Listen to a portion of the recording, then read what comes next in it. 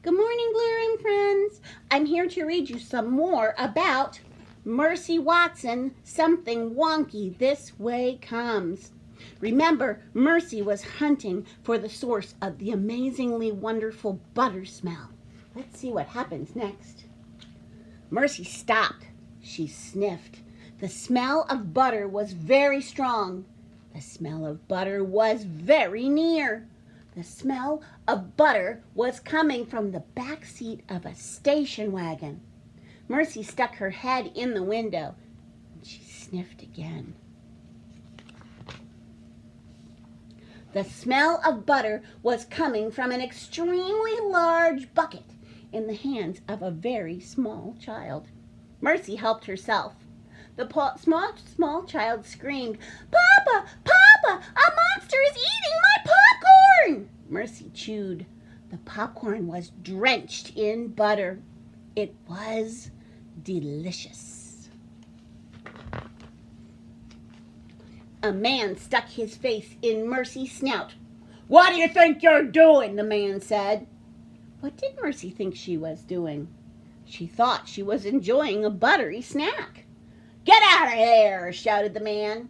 He gave Mercy a very forceful shove. Popcorn went flying everywhere. Mercy thought that perhaps it was time to move on.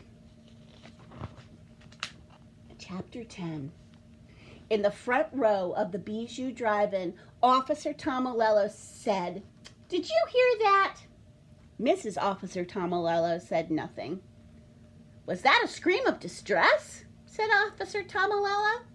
"It sounded like a scream of distress," he answered himself. "Is someone in trouble?" Officer Tomilello asked. Mrs. Officer Tomilello said nothing. "It is very possible that someone is in trouble," Officer Tomilello answered himself. "Is it time for an officer of the law to step in?" Officer Tomilello asked. "Most definitely," he answered. Officer Tomilello put his badge around his neck. He got his bullhorn from the back seat. He kissed Mrs. Officer Tomilello goodbye. He said, Am I off to make the world a safer place?" "I am," he answered himself. "I am most definitely off to make the world a safer place." Mrs. Officer Tomilello waved goodbye. Chapter 11. Mercy discovered that there was hot, buttered popcorn everywhere. Every car had big buckets of popcorn. Every car had open windows. The popcorn was buttery. The popcorn was crunchy. The popcorn was delicious.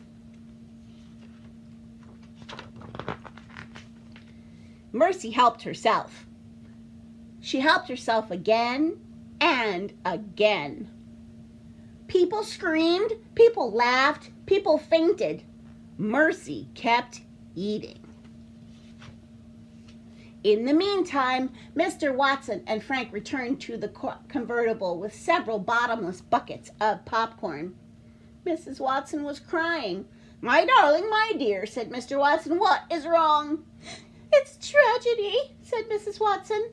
"I wouldn't exactly call it a tragedy," said Eugenia Lincoln. "Mercy's missing," said Stella. "Don't worry," said Mr. Watson. "We'll find her." "I'll wait here if you don't mind," said Eugenia Lincoln. She helped herself to some hot, buttered popcorn.